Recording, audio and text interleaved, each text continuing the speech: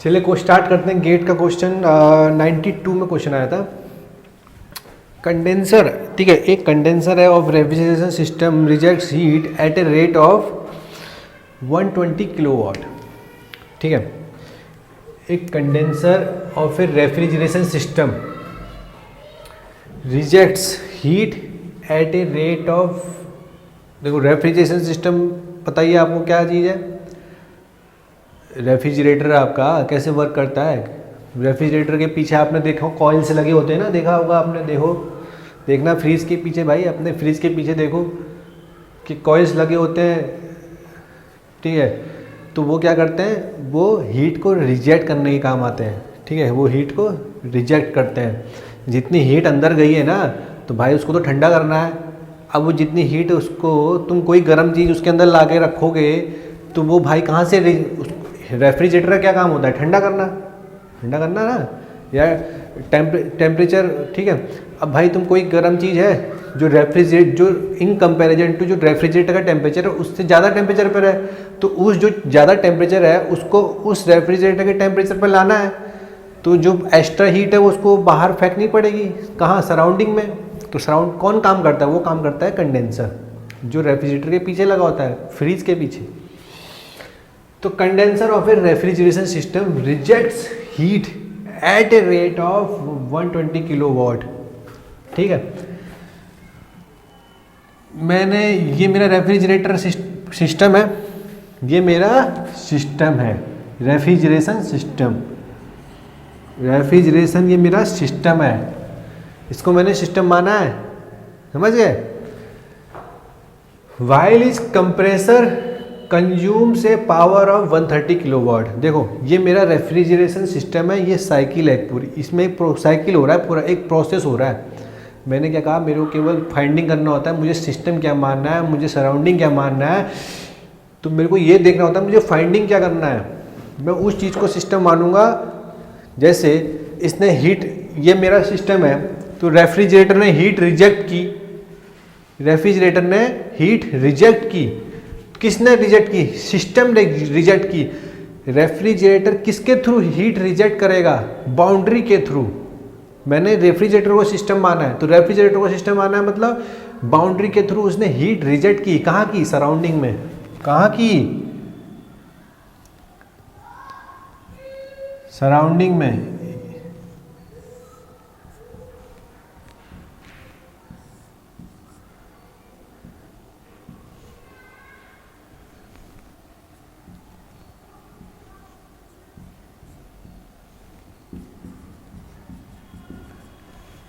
Surrounding में heat reject की, किसने की, रेफ्रिजरेटर ने। और कंप्रेसर कंज्यूम से पावर, तो रेफ्रिजरेटर के अंदर जो मेरा सिस्टम है उसमें कंप्रेसर भी होता है, तो उसको मैंने पावर दिया, किसके थ्रू दिया, बाउंड्री के थ्रू। किसने दिया, सराउंडिंग ने दिया पावर किसने दिया, यहाँ से जाएगी पावर, यहाँ से गई पावर, यहाँ से क्या हुआ, हीट रिजेक्शन। तो उसने पूछा coefficient of performance of the system. System क्या है, मेरा रेफ्रिजरेटर, ये मेरा सिस्टम है रेफ्रिजरेटर, समझ गए।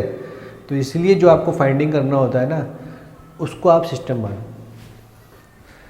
अब ये क्या चीज़ है भाई, ये वो चीज़ है जो हीट अंदर गई रेफ्रिजरेटर के, किसके थ्रू गई, भाई आपने कोई गर्म चीज़ उठा के रख दिया अंदर फ्रीज के, तो हीट ट्रांसफ़र हुआ ना, हमने दी ना हीट रेफ्रिजरेटर को, अंदर से दी ना, जो सराउंडिंग के थ्रू उसके अंदर रेफ्रिजरेटर के अंदर हीट गई, ये वो वाली हीट है, ये है हमारी हीट। ठीक है, तो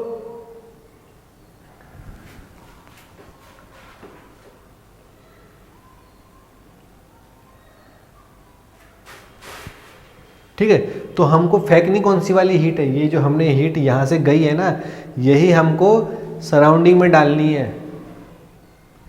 ये जो हीट है, इसी हीट को हमको कहाँ क्या करना है, सराउंडिंग में डालना है, फेंकना है। भाई ये एक्स्ट्रा हीट आ गई, हम ना चाह रहे इसको, ये हमारा हमारा आउटपुट है, ये हम चाहते हैं, ये हमारे डिजायर है। ये हमारा डिजायर्ड आउटपुट है कि हम इस हीट को सराउंडिंग में डालें, समझ गए। तो इसमें डिजायर क्या है हमारा, ये है भाई। अब भाई फ्रिज क्या काम आता है, फ्रिज को हमने कोई गर्म चीज़ अंदर उसके अंदर डाल दी, तो वो जो हीट है हम चाहते हैं कि उसको बाहर डाल ले, तो कौन सी वाली हीट उसको बाहर डालनी, ये वाली जो हमने जो रेफ्रिजरेटर के अंदर गई है। तो ये डिजायर्ड आउटपुट है हमारा, ठीक है। और हमने इनपुट क्या दिया है, हमने इनपुट दिया है ये जो हमने किसको दिया है, पावर, कंप्रेसर को पावर। कंप्रेसर क्या करता है, कंप्रेसर पावर कंज्यूम करेगा और ये वाली हीट को वो सराउंडिंग में डालेगा, समझ गए। रेफ्रिजरेटर का काम क्या होता है, ठीक है। तो जो डिजायर्ड हमको आउटपुट होता है हमारा रेफ्रिजरेटर का, वो ये वाला होता है, जो ये वाला। अब आपने तो वैसे आपने सुना होगा यार ये डिजायर्ड आउटपुट है, ऐसा क्या डिजायर्ड आउटपुट है, हाला रेफ्रिजरेटर को ही हमने हीट दे रहे हैं, वही हमारा डिजायर्ड, वही यही चीज़ है भाई। रेफ्रिजरेशन और हीट पंप दोनों उल्टे हैं। हीट पंप में ब्लोवर आपने देखा होगा भाई, जाड़ों का मौसम चल रहा है, विंटर सीजन चल रहा है, इस समय तो सबके घर में ब्लोवर होंगे, जो क्या करते हैं गरम हीट फेंकते हैं। आपने देखा होगा हीटर क्या करता है भाई, हाथ सेकते नहीं सेकते ठंडे मौसम में, तो क्या करता है, हीट सप्लाई करता है। तो वहाँ पर हमारी डिजायरनेस क्या है, वहाँ पर हमारी डिजायरनेस है ये, वहाँ पर हमारी डिजायरनेस है ये कि हमको ये वाली हीट मिले, ये हम चाहते हैं, ये हमारी डिजायर है। तो ये, तो उस केस में आउटपुट क्या होगा ये, और इनपुट क्या होगा, इनपुट तो यही होगा। हीटर है, हीटर को आप सप्लाई देते हो, पावर देते हो ना, तभी तो वो हीट सप्लाई करता है। पावर दोगे, ये पावर दिया आपने, तभी तो उसने हीट सप्लाई की। तो ये हमको डिजायर है, ये हमको चाहना है, ये हमको गर्म होना है, तभी हम ये वाली चाहते हैं। तो इस केस में आउटपुट ये, इनपुट ये, हीट पंप के केस में। पर रेफ्रिजरेटर के केस में हम रेफ्रिजरेटर क्यों चाहते हैं कि हमको टेम्परेचर लोअर मेंटेन करके रखना है, मतलब कि जो मैंने ये जो हीट आई है ना रेफ्रिजरेटर के अंदर, ये हमको बाहर फेंकनी है, ये हमको चाहना है, ये हमको चाहत है, तो हम इसको आउटपुट मानते हैं, समझ गए। टेम्परेचर लो मेंटेन करके रखना, लोअर वाला, ठीक है।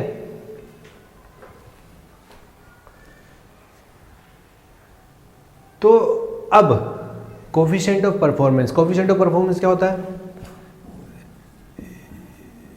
देखो इसे सीओ कोफिशिएंट ऑफ परफॉर्मेंस क्यों कहते हैं, इफिशिएंसी क्यों नहीं कह देते। देखो क्या होता है ना, कोफिशिएंट ऑफ परफॉर्मेंस एक डिफरेंस है बस, कि जो इफिशिएंसी आपकी लेस देन 1 ही रहती है, ठीक है, लेस देन 1 ही रहती है। 100% मतलब 100% तो हो नहीं सकती, लेस देन 100% ही रहती है। 100% मतलब लेस देन 1 ही रहती है। पर कोफिशिएंट ऑफ परफॉर्मेंस आपका ग्रेटर देन 1 भी हो सकता है। Coefficient of performance greater than 1, तो भाई अगर हम इसको इफिशिएंसी लिख देते तो वो हमेशा लेस देन 1 रहती है, ये हमेशा ग्रेटर देन 1, काम एक ही है। इसलिए हमको दूसरा टर्म चूज करना पड़ा ग्रेटर देन 1 दिखाने के लिए, कोफिशिएंट ऑफ परफॉर्मेंस, ठीक है। तो कोफिशिएंट ऑफ परफॉर्मेंस क्या, डिजायर्ड आउटपुट और इनपुट। तो डिजायर्ड आउटपुट क्या है, हमारा डिजायर्ड आउटपुट ये है। तो ये कितना है, first law of thermodynamics, conservation of energy. Conservation of energy मतलब जितना इन उतना आउट, जितनी हमने एनर्जी सिस्टम को दी इज इक्वल टू एनर्जी द्वारा, सिस्टम द्वारा एनर्जी आउट उतनी होनी चाहिए। तो इन क्या क्या है इसमें, ये है इन और ये है इन। मैं इसको क्यों मान लूँ, इतना हीट सप्लाई किया और ये कितना इन 30, ठीक है। और आउट क्या हुआ, ये हुआ आउट। तो क्यू कितना आ गया, 90 आ गया, 90 किलोवाट, ठीक है। तो सीएपीयू के डिजायर्ड आउटपुट क्या है, ये कितना है 90, इनपुट कितना है, इनपुट 30 है भाई, तो कितना आ गया 3 आ गया, तो COP कितना आ गया 3। क्वेश्चन बहुत छोटा था, समझे, क्वेश्चन बहुत छोटा था, पर भाई कॉन्सेप्ट को पता हो, आपको पता है, सबको नहीं पता, समझ गए, ठीक है।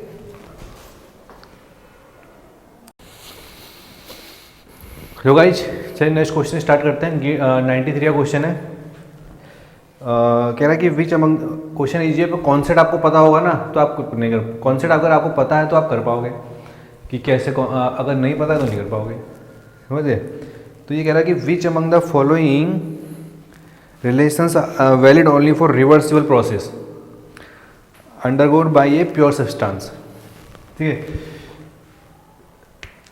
अब देखो, फर्स्ट लॉ ऑफ थर्मोडायनामिक्स में इससे पहले था, first law of thermodynamics for a close system की इक्वेशन क्या है, del Q is equals to D U plus del W. अब ये तो चाहे कोई सा भी प्रोसेस, तो फर्स्ट लॉ ऑफ थर्मोडायनामिक्स है, कोई सा भी हो सबके लिए वैलिड है ना, चाहे रिवर्सिबल हो या रिवर्सिबल हो, दोनों के लिए वैलिड है। First law of thermodynamics, conservation of energy, और दूसरा ऑप्शन क्या दे रखा है, TdS is equals to D U plus del W. अभी TdS कहाँ से आया, TdS कहाँ से आया आपको पता है, DS is equals to del Q divide by T होता है, किसके लिए होता है, फॉर ए रिवर्सिबल प्रोसेस के लिए। For a reversible process change in entropy, entropy का चेंज है वो क्या होता है, del Q divide by T, differential heat transfer divide by temperature, ठीक है। तो यहां से डेल क्यू की वैल्यू इसने TdS रख दी, D U plus del W. अब ये प्रोसेस, अब ये केवल रिवर्सिबल के लिए वैलिड है नहीं, दोनों के लिए वैलिड है, रिवर्सिबल के लिए भी इरिवर्सिबल के लिए भी। कैसे, देखो जो ये वर्क डन है ना, डेल डब्ल्यू, जो ये डेल डब्ल्यू है ना, for a reversible process PdV होता है, for a reversible process and for a closed system del W is equal to PdV।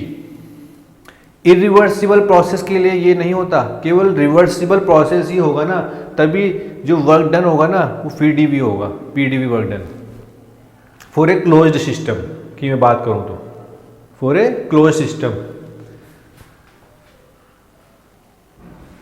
ठीक है।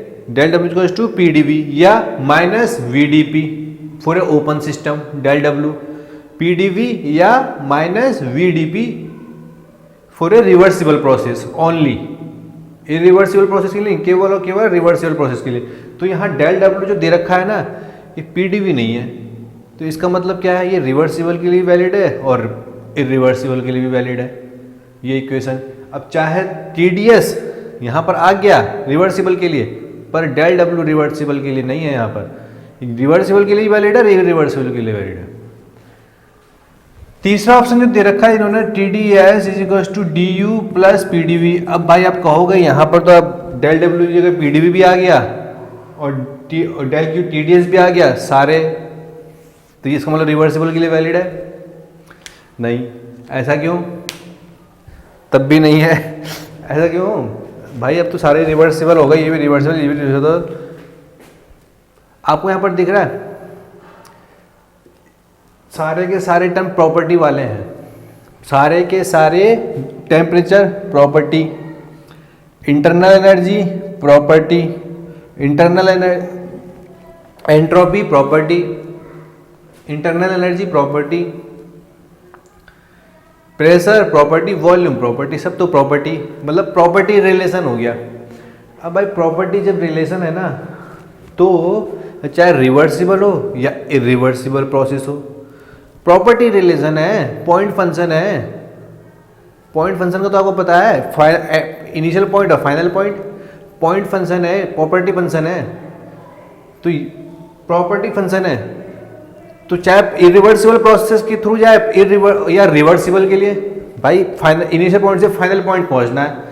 अब इनको तो केवल इनिशियल पॉइंट और फाइनल पॉइंट से लेना देना है ना, पाथ का तो कोई मतलब ही नहीं है, चाहे वो रिवर्सिबल हो इरिवर्सिबल हो, समझे। तो यहाँ पर तो ये प्रॉपर्टी रिलेशन है, और ये ओपन सिस्टम क्लोज सिस्टम दोनों के लिए वैलिड है, और रिवर्सिबल और इरिवर्सिबल दोनों के लिए वैलिड है ये प्रॉपर्टी रिलेशन। तो ये रामबाण है, मतलब कि इसको आप कहीं भी यूज कर सकते हो। T D S equal to D U plus P D V, चाहे reversible irreversible open system close system कहीं भी, ठीक है। अब चौथा क्या है भाई, चौथा बचा तो यही होगा। तो कैसे हो गया भाई, D Q P D V plus D you.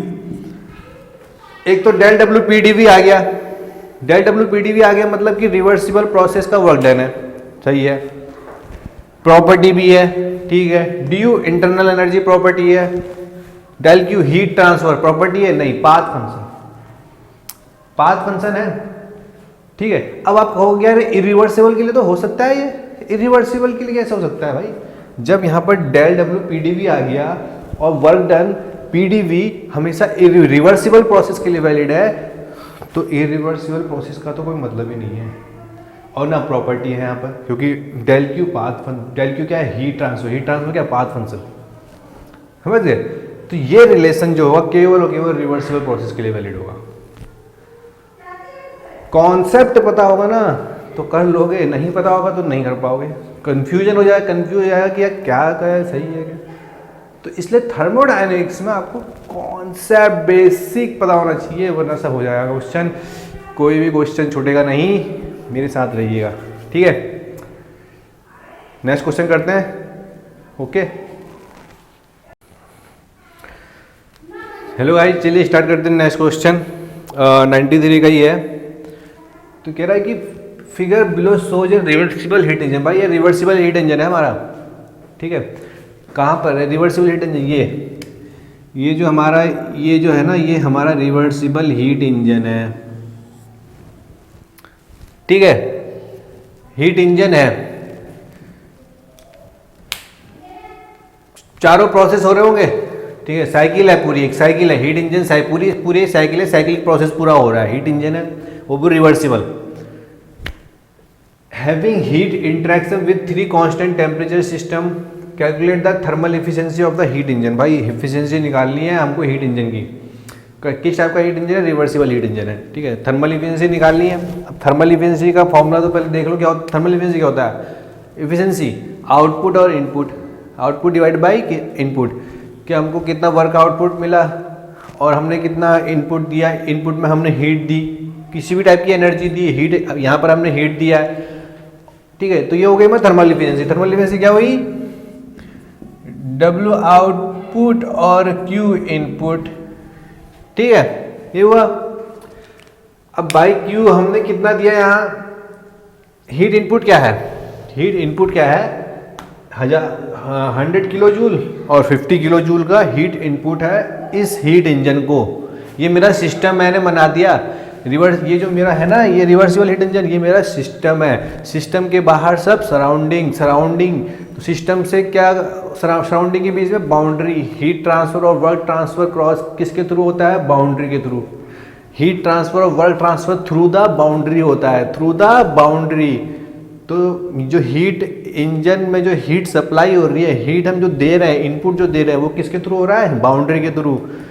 ये जो ये बाउंड्री है, अंदर पूरा सिस्टम है, समझ गए।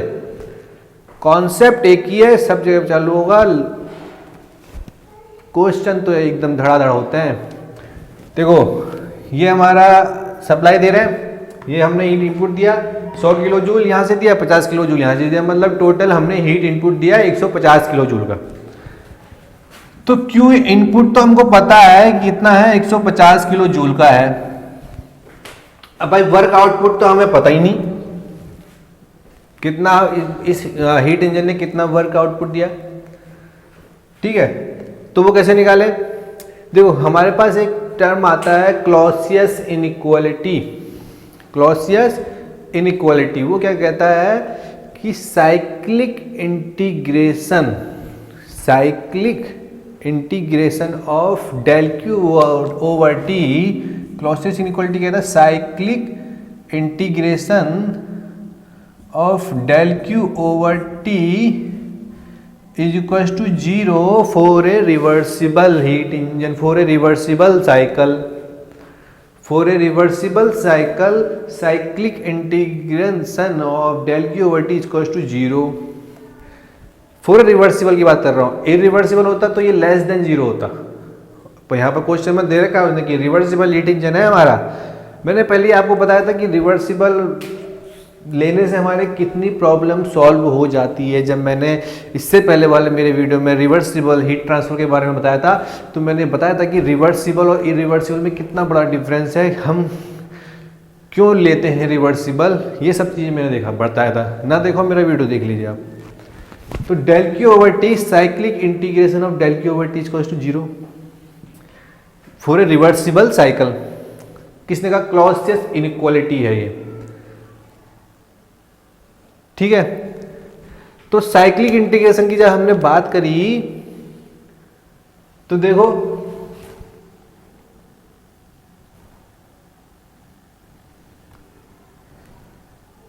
ये क्या है,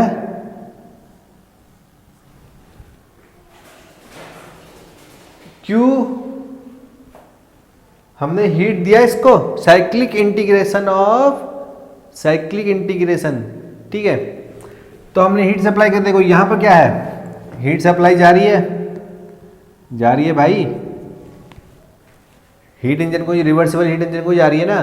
तो जो अब आपको पता है कि साइन कन्वेंशन क्या है कि जब भी हम किसी सिस्टम को अगर हीट देते हैं, अगर सराउंडिंग द्वारा सिस्टम को हीट दी जाती है तो वो कैसे ली जाती है? पॉजिटिव ली जाती है, पॉजिटिव साइक्लिक इंटीग्रेशन पॉजिटिव।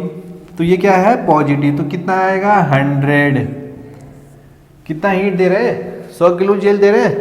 कितना टेम्परेचर पे दे रहा है? 1000 केल्विन पे दे रहा है भाई, 1000 केल्विन। हीट सप्लाई कहाँ से निकल रही है? कौन सा रिजर्वायर है इसका? 1000 केल्विन है ना। किस टेम्परेचर पे हीट सप्लाई हो रही है? 1000 केल्विन प्लस क्यों? ये भी हीट सप्लाई दिया जा रहा है, तो कितना दे रहा है? 50 किलो जूल डिवाइड बाई 500, ठीक है।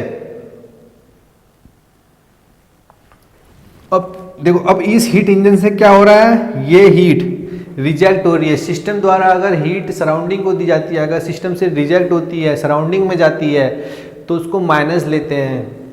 तो माइनस Q3 कितना सराउंडिंग का है? 300 और इक्वल टू 0, समझ गए? तो ये कितना आ गया? Q3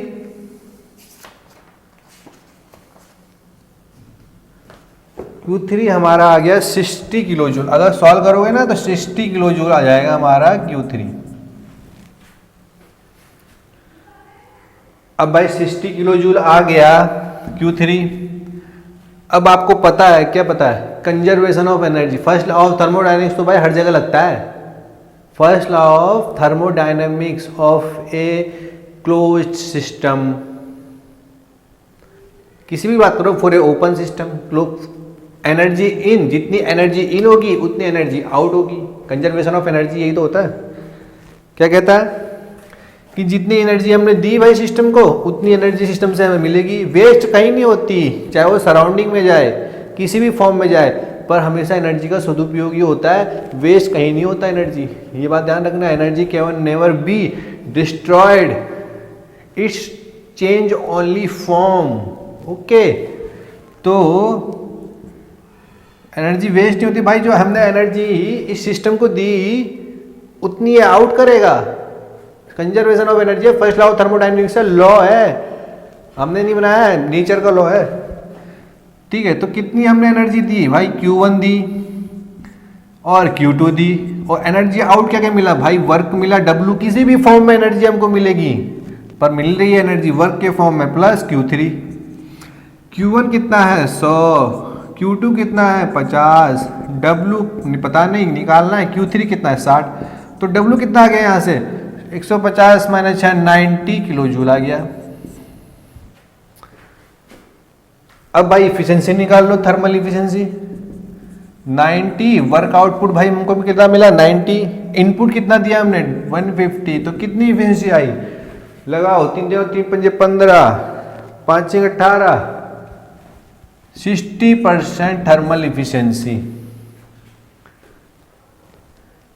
क्वेश्चन तो बहुत जल्दी हो जाएगा, पर आपको समझा है ना, समझने में तो क्वेश्चन टाइम लगता है, वही तो कॉन्सेप्ट है, करने में तो 1 मिनट का खेल है। समझ गए? जुड़े रहिए मेरे साथ। चलिए नेक्स्ट क्वेश्चन करते हैं। तो ये 94वां क्वेश्चन है, ठीक है। कॉन्सेप्ट के बेस पे है सारा, कॉन्सेप्ट का खेल है, कॉन्सेप्ट आपको पता होगा तो कर लोगे, ठीक है। तो कॉन्सेप्ट क्या कह रहा है कि 1500 वॉट इलेक्ट्रिकल हीटर, ये 1500 वॉट का इलेक्ट्रिकल हीटर है, use to heat 20 kg of water, 20 kg of water है in an insulated bucket from a temperature, insulated bucket, एक बकेट है उसमें 20 kg वाटर रखा है, ठीक है। मैंने मान लिया ये हमारी बकेट है, मैं ये बकेट मान लेता हूँ, ठीक है। ये हमारी बकेट है, इंसुलेटेड है भाई, ठीक है। इसमें 20 kg वाटर रखा है,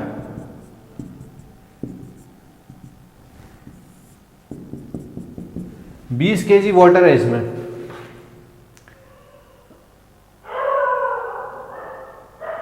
तो इनिशियल टेम्परेचर इसका क्या है, इनिशियल में क्या अगर बात करूं तो 30 डिग्री सेंटीग्रेड है, और जब इसको हीट किया गया 80 डिग्री सेंटीग्रेड तक इसको हीट किया गया। इस बकेट में जो वाटर है, इंसुलेटेड बकेट है, इस बकेट में जो वाटर है उसको हीट किया गया 30 से 80 तक, ठीक है। जैसा गीजर मान लो आप, गीजर टाइप का हो गया, गीजर देख लगा होता है, ठीक है, उसको हीट किया जाता है इलेक्ट्रिकल हीटर के थ्रू। तो इंसुलेटेड बकेट हो गया। If the heater temperature is only infinitesimally larger than the water temperature during the process, during the process जो हीटर का जो टेम्परेचर है वो इनफाइनाइटिसिमली अति सूक्ष्म, इनफाइनाइट नहीं है भाई, अति सूक्ष्म, मतलब कि there is a small temperature difference, there is a small temperature difference in a heat transfer process. और मैंने अपना वीडियो बनाया है, उसमें देख लेना, मैंने रिवर्सिबल हीट ट्रांसफर मैंने बताया। तो रिवर्सिबल हीट ट्रांसफर प्रोसेस ही इनफाइनाइटिसिमल हीट ट्रांसफर होता है। पूरा देखोगे मजा आ जाएगा, कॉन्सेप्ट जानना है, कॉन्सेप्ट। तो हीट ट्रांसफर क्या होगा कि अगर हमारा अति छोट जो टेम्परेचर डिफरेंस है, टेम्परेचर डिफरेंस टेंड्स टू 0 मान लो, इनफाइनाइटिसिमल कह रहा है, if the heater temperature is only infinitesimal larger, मतलब अति सूक्ष्म, मतलब कि अगर उन दोनों का टेम्परेचर डिफरेंस, किसका, वाटर का टेम्परेचर और हीटर का जो टेम्परेचर है, उन दोनों के बीच में बहुत ही कम मिनिमम टेम्परेचर डिफरेंस है, टेंड्स टू 0, तो ऐसे प्रोसेस को कहते हैं रिवर्सिबल प्रोसेस। तो ये किस टाइप का प्रोसेस है, किस टाइप के प्रोसेस के थ्रू हीट ट्रांसफर हो रहा है, रिवर्सिबल हीट प्रोसेस के थ्रू। किस टाइप के प्रोसेस के through, reversible heat transfer process हो रहा है एक टाइप का ये। उसने कहा कि थ्रू ए प्रोसेस मतलब reversible process, through a reversible process heat transfer तो हो ही रहा है हीटर से, तभी तो टेम्परेचर उसको हीट कर रहा है, हीटर उसको हीट कर रहा है। किसको हीट कर रहा है, बकेट में जो वाटर है भाई उसको हीट कर रहा है। तो through a process reversible heat transfer, through a कौन से process, reversible process, heat transfer reversible, तो रिवर्सिबल हीट ट्रांसफर प्रोसेस हो गया। ये कॉन्सेप्ट है, बस खत्म कहानी। कॉन्सेप्ट जानो तो only infinite larger than the water temperature during the process, the change in entropy for the heater और फॉर वाटर। और सब तो बेकार है, हलवा है। फिर तो बाद में कॉन्सेप्ट आपको पता चल गया तो फिर तो आप क्वेश्चन कर ही लोगे। तो change in entropy for the heater and for the water क्या होगा, इंसुलेटेड बकेट है,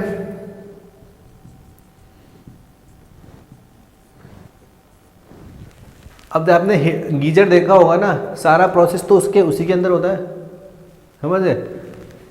तो यहाँ पर कहीं कॉइल होगी, इस गीजर के अंदर कॉइल होगी, और वो कॉइल क्या कर रही होगी, इस वाटर को हीट कर रही होगी।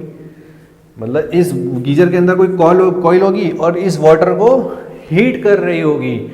और जब हीट कैसे कर रही होगी, हीट ट्रांसफर क्या होता है, थ्रू ए टेम्परेचर डिफरेंस होता है। तो ये पूरा क्या हो गया, सिस्टम हो गया, समझ गए। तो चेंज इन एंट्रोपी निकालना है किसका, वाटर का और हीटर का, कि वाटर में कितनी एंट्रोपी चेंज हुआ और हीटर में कितना एंट्रोपी चेंज हुआ, समझ गए।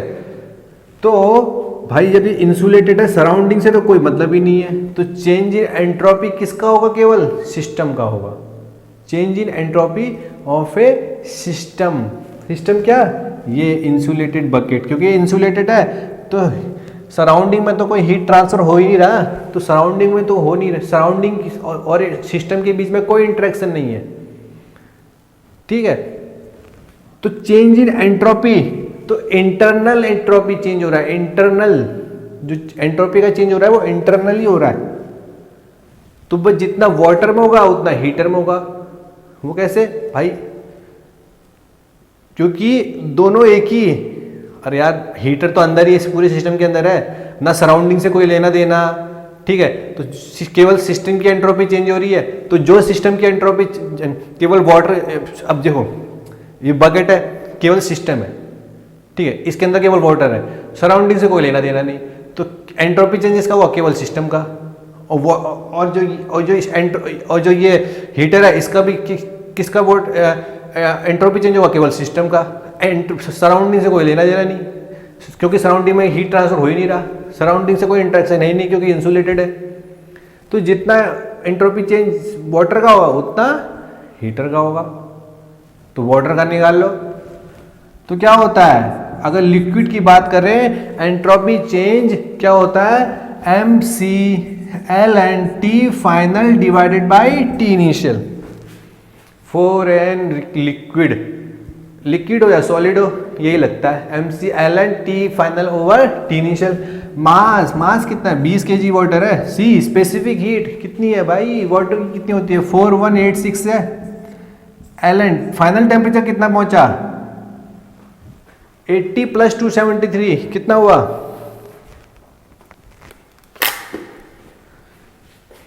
80 + 273 हो गया 353। इनिशियल कितना हुआ, 30 + 273 303। तो 353 डिवाइड बाय आंसर LN कितना है 24186, कितना आया भाई 12786.99 जूल पर केल्विन। आया नहीं आया, 12786.99 जूल पर kelvin entropy change for A water की बात कर रहा हूं मैं, ये वाटर की बात कर रहा हूं। Magnitude of for a heater, अगर हीटर की बात करूं तो -12786.99 जूल पर केल्विन। तो माइनस क्यों क्यों लिया भाई, for a reversible heat transfer, reversible heat transfer, for a reversible heat transfer, reversible heat transfer हो रहा है। मान यूनिवर्स की एंट्रोपी, अगर मैं यूनिवर्स के एंट्रोपी की बात करूं ना तो क्या होता है, entropy change for a universe greater than equal to 0 होता है। सिस्टम की एंट्रोपी प्लस सराउंडिंग की entropy, delta S system plus delta S surrounding 0 होगा। तो सराउंडिंग की तो एंट्रोपी कुछ है ही नहीं, केवल सिस्टम की है। अब देखो इसकी एंट्रोपी इंक्रीज होगी क्योंकि हीट ट्रांसफर हुआ, इसकी इंक्रीज होगी। क्यों भाई, उसको हीट मिला तो उसका एंट्रोपी इंक्रीज होगा, और हीटर का क्या होगा, डिक्रीज होगा एंट्रोपी। यार ऐसी बात है, एक का इंक्रीज होगा जो दे रहा है एंट्रोपी, अब भाई किसी का लॉस हुआ तो उसका तो माइनस होगा ना, और किसी को गेन हुआ तो उसका प्लस होगा। तो गेन किसको हुआ, वाटर को हुआ, तो उसका एंट्रोपी इंक्रीज होगा और हीटर का माइनस होगा, समझे। तभी तो दोनों का अगर फिर दोनों की एंट्रोपी अगर ऐड करेंगे तो जीरो, एक का लॉस एक का निगेटिव, ठीक है।